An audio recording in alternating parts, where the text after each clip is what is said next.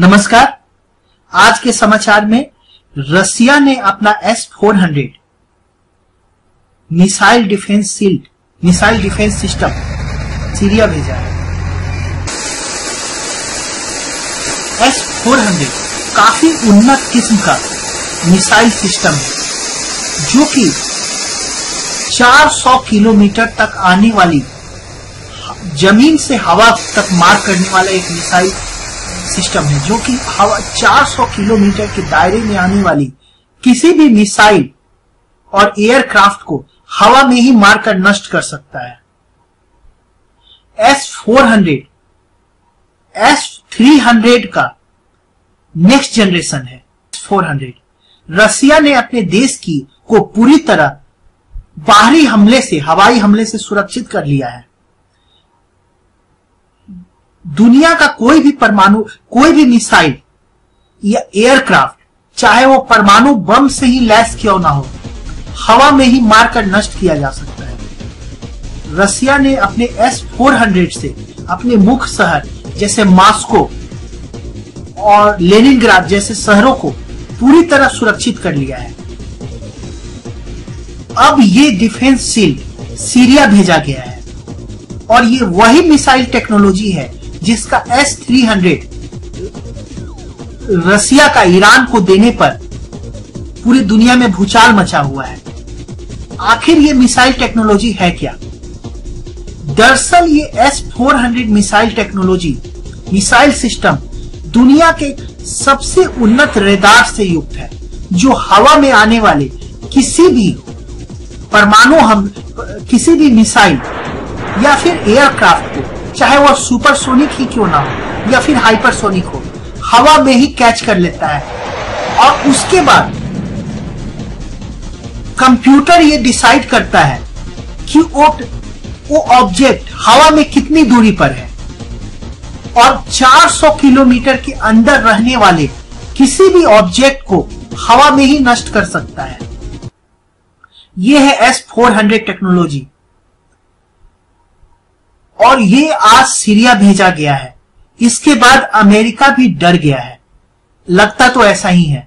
America ने अपने सभी फाइटर को आदेश दिया है कि अगले आदेश आने तक वो किसी न किसी आर्मी कैंप या फिर एयरपोर्ट के नजदीक हॉल्ट करे। टर्की ने भी सीरिया पर हवाई हमले रोक दिए हैं इस घटने के बाद, क्योंकि उन्हें पता है कि रूस नाराज है और वो जरूर अमेरिका की किसी न किसी वारक्राफ्ट यानी फाइटर या फिर टर्की के किसी फाइटर को निशाना बनाएगा। आखिर यह पूरा मामला है क्या? दरअसल रूस 2-3 महीनों से लगातार सीरिया पर बमबारी कर रहा है और सीरिया पर बमबारी के दौरान उसने यहां तक कि पता लगाया कि सीरिया के एपेलो शहर में ISIS ने परमाणु बम रखे थे, जिसे वो खोजकर पूरी तरह नष्ट कर दिया। लगातार हमला कर रहा है, लेकिन इस हमला के दौरान कभी कभी कुछ भूल हो जाती है और पड़ोसी देश की सीमा में उसका कोई फाइटर चला जाता है। यही हुआ। सुखोई 24 रसिया का फाइटर Su-24 गलती से टर्की के सीमा के अंदर चला गया।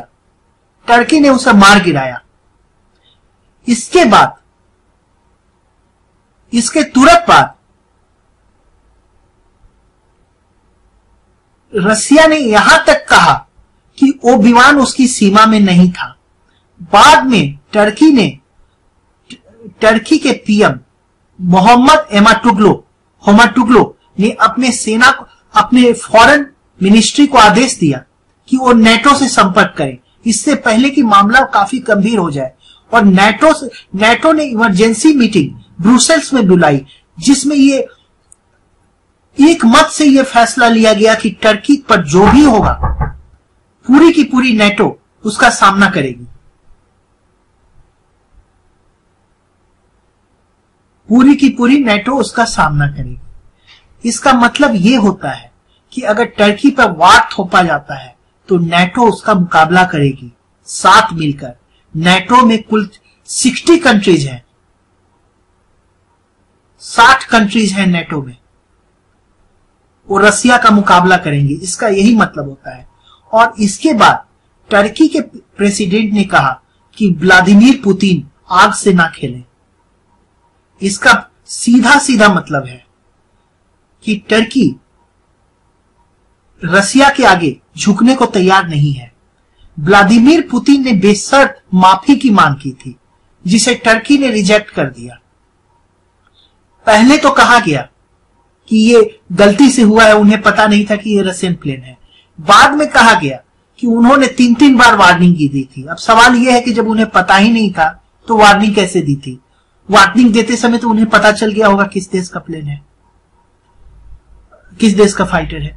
तो और व्लादिमीर पुतिन ने कहा है कि जो कुछ हो रहा है यह सब एक सोची समझी साजिश के तहत हो रहा है, और जिस मिसाइल से मारा गया है उस विमान को, वो अमेरिकन मिसाइल है।